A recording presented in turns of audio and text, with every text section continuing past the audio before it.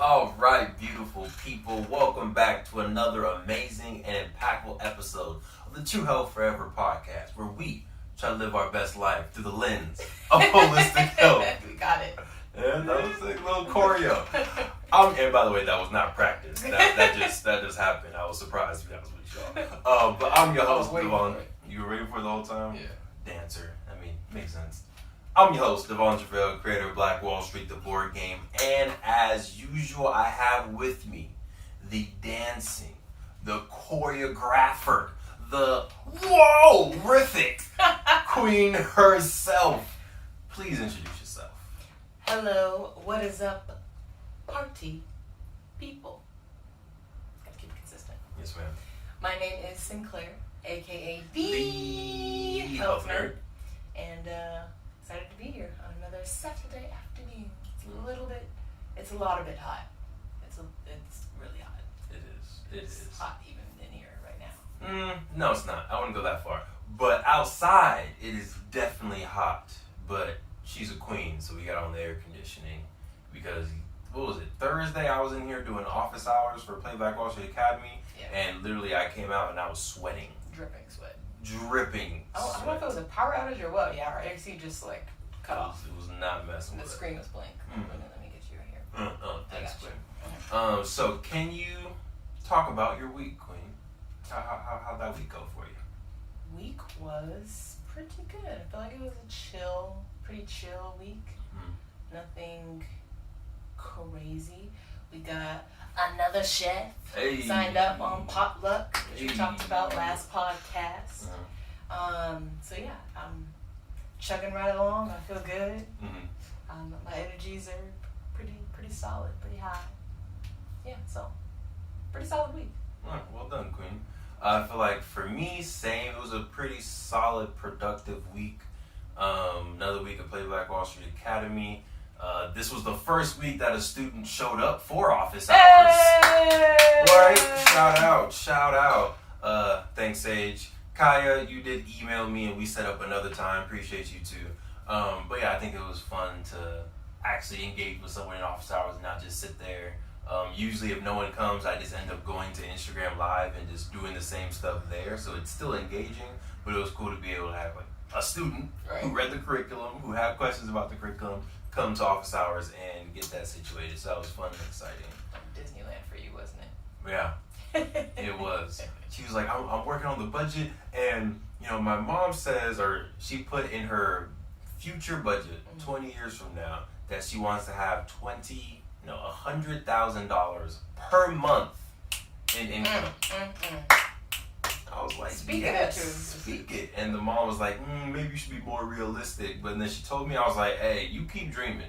If you're, I think she's like 16 years old. If you're 16 and your ambition is to make $100,000 per month, in 10 years, 20 years, 30 years, I feel like you're going to get close. Right? You may not get 100,000, but even if you're making 50,000 a month, that's a huge win. Right. It's not like people aren't doing it, so it's like, why not you? Right. And she even says, she was like, yeah, I did research on, I love that she did research, on one of my favorite YouTubers, and they make $30,000 a day.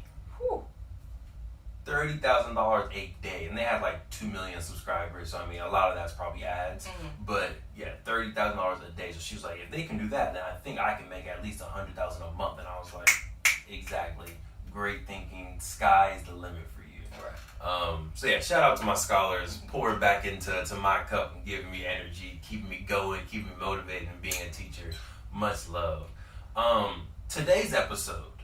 So as y'all know, True Health Forever, we do talk about holistic health. We talk about spiritual health, physical health, social health, and today we are going to talk about what, Queen? Economic health. Ooh. Specifically, real estate investing. And really that, you may wonder like, why are we talking about real estate investing on a health podcast? Well, and it's because of the link we kind of just explained, right? Economic health is one of our 4 pillars because it definitely a big factor to the holistic health that you live. If money is always a stressor, if you're always stressed, stress is physical sensation, and there is chemical reactions that are happening in your body when you're stressed. So if money is the main stress it's the main cause of divorces, it's probably one of the main stressors for adults. So if that's and kids during the budget assignment in Playback Wall Street Academy, I saw one of the pictures of a student and they were just like, oh my god. And I commented, I was like, what happened? And the mom said they realized how thankful they are that I pay all their bills. That's hilarious. Like, that's a lot of money. They were really stressed. I'm like, geez, this is just pretend. Right. Then your brain doesn't know the difference, It right? doesn't. We talked about that. It doesn't. Sorry, you were on a roll, Queen. Go ahead. No, just because money. If we say money doesn't play a factor in your health, I think we're kidding ourselves. So that's why we include it as a part of our 4 pillars of health. And I think that a healthy, right, when you're talking about health in any of those 4 pillars, the first thing we should talk about is the mindset. So if we're talking about a mindset. I feel like you're about to get into the episode. Sorry. That's what it sounds like. I know you get into it, but you know we got a formula, Queen. My bad, all right? my bad. So, let's get into the episode.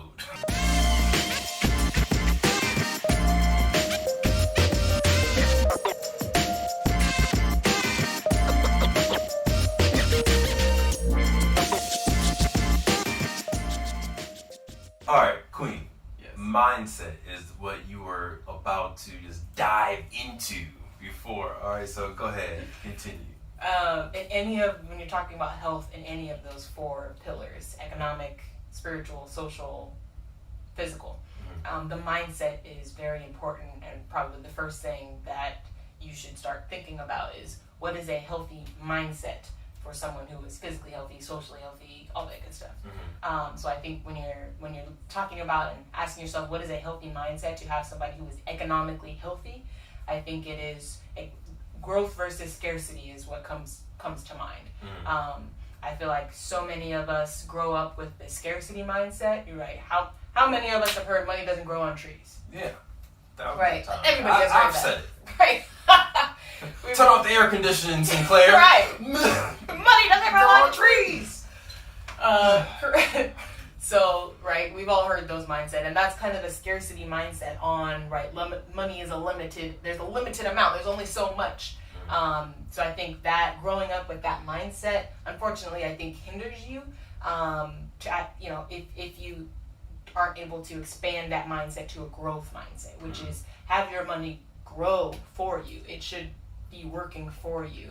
And this is coming from one of the S2S podcasts, Secrets to Success podcast.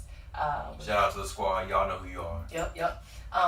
They were saying, like, I think it was Carl saying, like, your money should be, like, treat your money like employees. Yeah. Like, if you started a company and your employees were drinking up whatever the product is, let's say you start a drink company and they're drinking up all the product, they're costing you money, you would be like, what are y'all doing? You're fired. So think about your money the same way. Your money is like little employees that should be out there making you money. So you should be investing it in things that are going to grow your assets and grow your money, grow your wealth, rather than buying things that shrink your wealth, like assets that are not assets, but things liabilities. Thank you, that don't grow, like a car.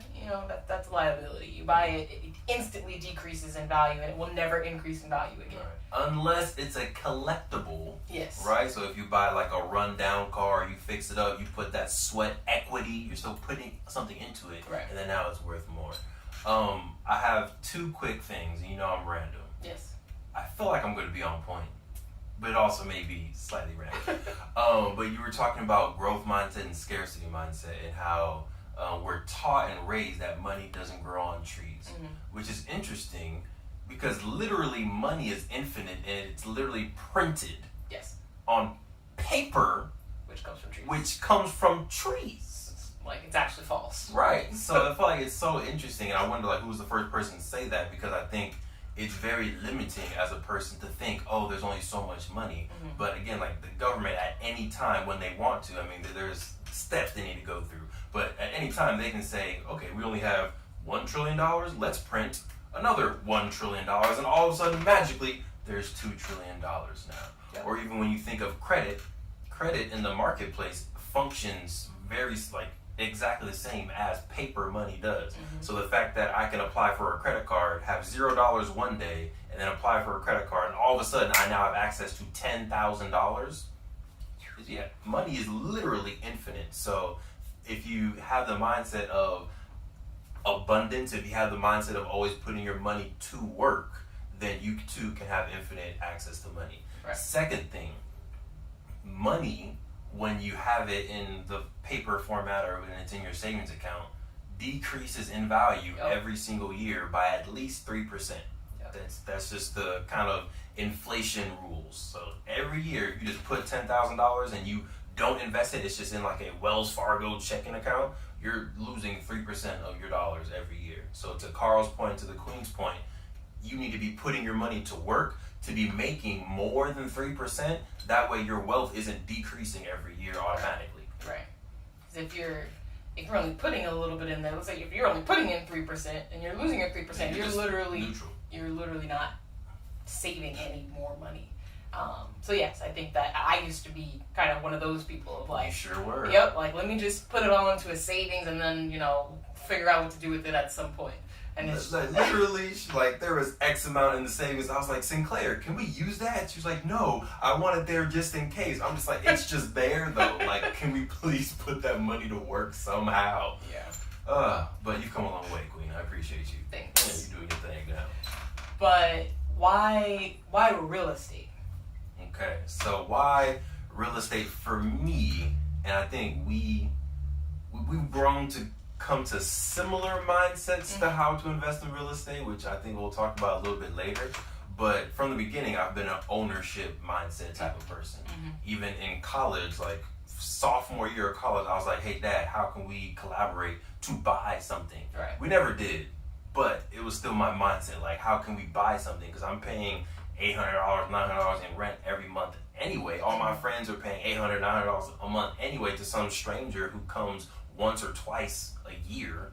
Why not have us own it? So for us, if you're going to be paying rent anyway, if you're going to be operating a home business, it does make a huge amount of sense tax-wise and just ownership-wise to go ahead and own where you live, because again, that money is going to be spent regardless. Regardless, you spending that money. Regardless. You might as well get the tax benefits from it. So yeah, that's for me why real estate. For sure. And I have a very similar reason. Mm-hmm. I feel like for me, is it risk averse? Those sound like the right words. I don't like taking risks. I'm an analytical person, so I take calculated risks, which means like if I'm not some percentage sure, more than 50% sure, more than 70% yeah, sure that I'm going to get this back, I don't invest in it. So I'm not into stocks. Just because I don't really understand all that much how it works, but also because for me, real estate is a necessity. Not for me, for everybody. Real estate is a necessity, right? Mm-hmm. Like you said, whether you're renting or you're owning, the money's being spent. You're spending money regardless. Right. So for me, I want to put my money into something that I know is not going anywhere. Yes, there are ups and downs in the housing market, but real estate, it's not going anywhere, right? You can invest in a company that all of a sudden tomorrow goes bankrupt and is no longer here. Thanks. But everybody, as long as there are people on this earth, we're going to need a place to live. So I think that's, for me personally, what makes real estate a safer investment. Again, it's an investment, right? The idea of the investment, the in terms of the definition of what an investment is you're investing the money without 100%, guarantee that you're going to get it back. So there is still some risk. But to me, it is a lower risk when you're investing into real estate because, again, if you have a building, someone's going to live in it eventually, as long as you're making the right type of investments in the right type of properties, in the right areas. There's a lot that goes into it. But if you follow the formula, then I feel like it's almost inevitable that eventually you will be able to make that money back. So that's why I think that. So very similar, like regardless, the money is being spent. So be on the collector side rather than the payer side. Right. Yeah. So ways to be on either side. Yeah. Like, can we talk about real estate investing in the various different levels? Because we know there's levels to this game. Yeah. Right? So there's a couple different methods to real estate. We're not going to harp on too many of them except the one that we're trying to get into. And so overall disclaimer, like, we are not real estate experts. All right. So we got our foot in it right now. We're about to put another foot in it, and then maybe in a few years we'll full on dive in. But yeah, this is just kind of talking about, our own personal opinions, our own personal journeys, and kind of what we're currently thinking about doing. So again, not real estate experts. Definitely do some further research, but we still going to share our story and our perspective. Madam Queen. So I'm going to go over 4 very quickly categories of real estate investing. The first one is going to be super quick because to this day, it still confuses me, and that's wholesaling.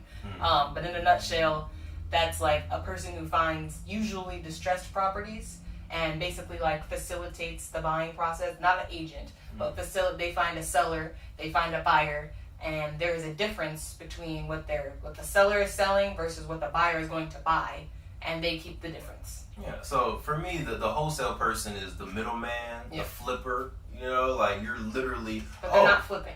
They're usually selling to a flipper. I got you. I'm talking about like flipper in the sense that I'm buying this and then selling it higher to this other person. Right.